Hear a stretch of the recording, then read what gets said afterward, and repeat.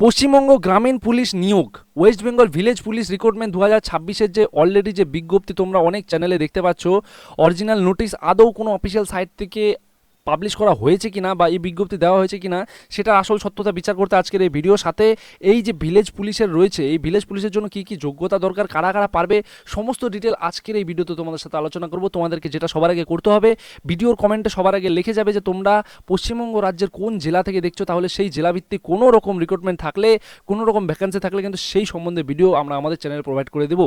তো সাথে পাশাপাশি যেমন নিজেদের জেলা লিখবে কমেন্টের সাথে আমাদের চ্যানেলটিকে অবশ্যই সাবস্ক্রাইব করে যাবে, তাহলে সমস্ত ডিটেল কিন্তু তোমরা সবার আগে পেয়ে যাবে, ঠিক আছে? তো যেটা বিষয়, West Bengal village police recruitment 2026-এর যে অরিজিনাল কোনো রকম নোটিশ বেরিয়েছে কিনা সেটা হচ্ছে একদমই না, কোনো রকম নোটিশ কিন্তু এখনও অবধি অফিসিয়াল ওয়েবসাইট থেকে বের করা হয়নি।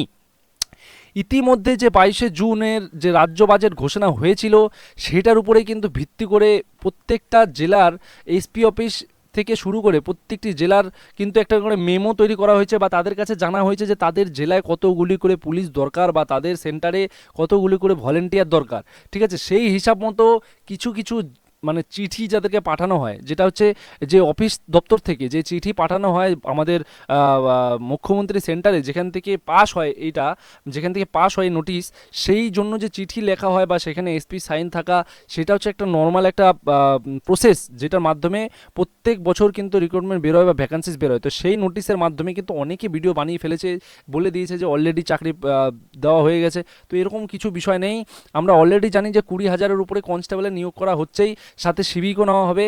তো এবার কোন জেলায় কতগুলি সিভিক নেওয়া হবে সেটা জানতে কিন্তু অবশ্যই তোমাদের জানতে হবে। নিয়োগের মূল বিবরণে কী আছে, পদের নাম বলেছে ভিলেজ পুলিশ ভলেন্টিয়ার, ভালো করে দেখে নাও, ভিলেজ পুলিশ ভলেন্টিয়ার বলা হয়েছে।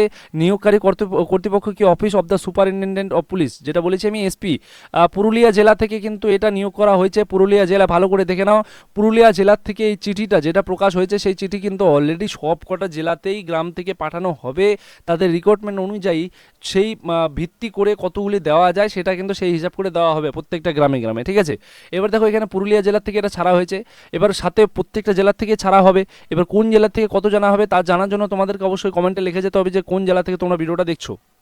আবেদন এলাকা, প্রার্থীকে অবশ্যই পুরুলিয়া জেলার বা সংশ্লিষ্ট থানার অন্তর্গত গ্রাম পঞ্চায়েতের স্থায়ী বাসিন্দা অবশ্যই হতে হবে। বাইরের কোথার থেকে তুমি গিয়ে পুরুলিয়াতে চাকরি করবে, বেতন দেবে যেটা, সেটাতে তো তোমাদের হবে না, 10,000 বা 12,000-এ তো হবে না তুমি বাড়ি ছেড়ে গিয়ে পুরুলিয়ায় চাকরি করলে, তাই না? তো তোমাদের জেলাতেও তোমাদের গ্রামের অন্তর্গত কিন্তু এরকম ভ্যাকান্সি অবশ্যই ছাড়া হবে, সেটার জন্য কিন্তু তোমাদেরকে অবশ্যই মাথায় রাখতে হবে, আর সাথে আমাদের চ্যানেল ফলো করতে হবে। আর ডিউটির সময় কি বলেছে, সাধারণত 8 ঘন্টা ডিউটি হবে শিফটিং রোস্টার অনুযায়ী, ঠিক আছে? বিশেষত পরিস্থিতিতে ডিউটি বাড়তে পারে। সাথে কি বলা হচ্ছে দেখো, মাসিক সাম্মানিক মানে বেতন বলা হয়েছে এখানে 9,000 থেকে 10,000 টাকা। তবে বন্ধুরা, আমরা এবার নতুন বাজেটে শুনেছি যে সিভিকদের বেতন বাড়িয়ে 2,000 টাকা বাড়িয়ে দেওয়া হয়েছে, 2,000 টাকা বেতন কিন্তু বাড়িয়ে দেওয়া হয়েছে। সেই মতো আমরা বলতে পারি যে 2,000 যদি বেতন বাড়িয়ে দেওয়া হয়, 10,000 থেকে এই বেতনটা কত হয়ে যাবে, 12,000 টাকা কিন্তু বেতন দেওয়া হবে গ্রামীণ পুলিশের। প্রয়োজনীয় যোগ্যতা বা এলিজিবিলিটি ক্রাইটেরিয়া কী রয়েছে, শিক্ষাগত অন্যান্য যোগ্যতা, দেখো শিক্ষাগত যোগ্যতা অফিসের নিয়ম অনুযায়ী ন্যূনতম 8 পাস হয়, তবে অনেকে কনস্টেবল পদের সাথে এটাকে মিলিয়ে 10 পাস হয়। তো অবশ্যই দেখো 8 পাস যদি হয় তুমি তো অ্যাপ্লাই করতে পারবেই, আর সাথে তোমার যদি 10 পাস হয় তাহলে তো তুমি অবশ্যই অগ্রাধিকার, কারণ এটা সবার ফার্স্টে রেজাল্টের উপর ভিত্তি করে তোমাদেরকে ডাকা হবে, তারপরে কিন্তু তোমাদের ফিটনেস টেস্টও নেওয়া হবে। কোনো রকম এখানে রিটেন এক্সাম হচ্ছে না, এখানে কোনো রকম রিটেন এক্সাম হয় না। আর সাথে দেখো আপনি স্পষ্ট করে দেবেন, মানে এখানে বলা হয়েছে 8 পাস তো হবেই, মাধ্যমিক পাস বা তুমি যদি উচ্চ মাধ্যমিক পাস হয়ে থাকো তাহলে কিন্তু তুমি অ্যাপ্লাই করতে পারো। বয়সসীমা সাধারণত প্রার্থীদের বলেছে 20 থেকে 30 বছরের বয়সসীমা রয়েছে। সংরক্ষিত শ্রেণী এসসি এসটি ওবিসি প্রার্থীরা সরকারি নিয়ম অনুযায়ী এক্সট্রা ছাড় পাবে, যেটা আমরা জেনে থাকি এসসি ও এসটি ওবিসিদের জন্য কি 5 বছর করে এক্সট্রা ছাড় থাকে, তাই না? ভাষাগত যোগ্যতা, বাংলা ভাষা, যেহেতু পুরুলিয়া থেকে করা হয়েছে, বাংলা ভাষা স্থানীয় উপভাষা সাবলীলভাবে বলতে এবং পড়তে ও লিখতে জানতে হবে, বোঝা গেল?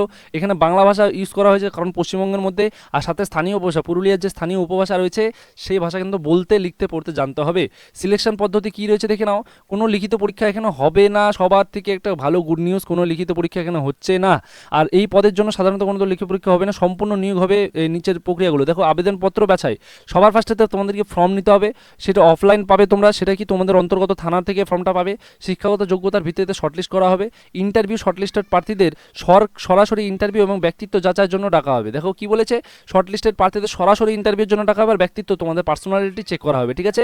অতিরিক্ত বোনাস নম্বর কী রয়েছে, প্রার্থীর যদি এনসিসি, সিভিল ডিফেন্স বা হোমগার্ড বা রাজ্য জেলা স্তরে স্পোর্টস সার্টিফিকেট থেকে থাকে তবে ইন্টারভিউতে বিশেষ বোনাস নাম্বার বা অগ্রাধিকার পাবে। তো ভাইরা বন্ধুরা যারা দেখছো, যারা এনসিসি করেছো নিজেদের জীবনে, স্কুল স্কুল জীবনে বা কলেজ জীবনে সিভিল ডিফেন্সও যদি কোনো সময় করে থাকো তোমরা, বা হোমগার্ড বা রাজ্য জেলা স্তরে স্পোর্টস সার্টিফিকেট যদি তোমাদের থেকে থাকে, সেই হিসাবে কিন্তু তোমরা অগ্রাধিকার অবশ্যই পাবে।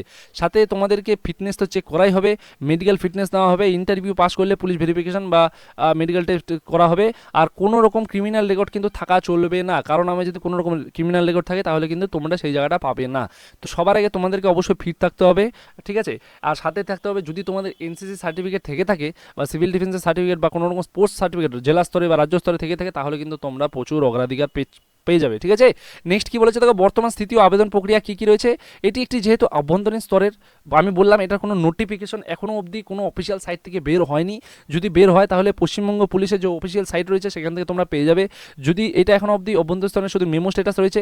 প্রতিটি থানার আইসিওসিদের কাছে শূন্যপদের তালিকা চাওয়া হয়েছে, যেটা আমি বলেছিলাম। খুব শীঘ্রই সেটা পাবলিক নোটিফিকেশন আসবে। আর আবেদন পদ্ধতি সম্পূর্ণ অফলাইনে হবে, যেইটা তোমরা থানা থেকে পেয়ে যাবে, সেখানেই তোমরা সাবমিট করবে। অফিসিয়াল ফর্মটি ডাউনলোড করে পূরণ করার স্থানীয় থানার ড্রপ বক্সে জমা দিতে হবে, ঠিক আছে। প্রয়োজনীয় ডকুমেন্টস কী কী লাগছে, বয়সের প্রমাণপত্র, শিক্ষাগত যোগ্যতার সার্টিফিকেট, আধার বা voter card, caste certificate, passport size photo, ব্যাস এইটুকুনি লাগছে। আর যখনই টোটাল তোমাদের ডিটেলটা অরিজিনালি অফিসিয়াল ওয়েবসাইটে চলে আসবে, তখন কিন্তু তোমরা এই সাইডে ঢুকলেই কিন্তু পেয়ে যাবে। এই মুহূর্তে তোমরা চেক করে দেখতে পারো যে এই সাইডে কোনো রকম এই ভ্যাকান্সির কিন্তু কোনো রকম কিছু ছাড়া হয়নি। আশা করছি ভিডিওর মধ্যে তোমাদেরকে আমি এই বিষয়টা বোঝাতে পেরেছি যে পুরুলিয়া থেকে এটা ছাড়া হয়েছে। তো শুধু ভুয়ো খবরে কান দেবে না, আমি বলছি ভুয়ো খবরে শুধু ভিউজ বাড়াবে অনেকেই এটার জন্য। তো ওটাতে কান না দিয়ে তোমরা জাস্ট অরিজিনাল ওয়েবসাইট কিন্তু সার্চ করতে থাকবে, অরিজিনাল ওয়েবসাইটে তোমরা ফলো করবে কোথায় কি আপডেট হচ্ছে। আর আমাদের চ্যানেলে তো আমরা অবশ্যই জানাবো, ঠিক আছে।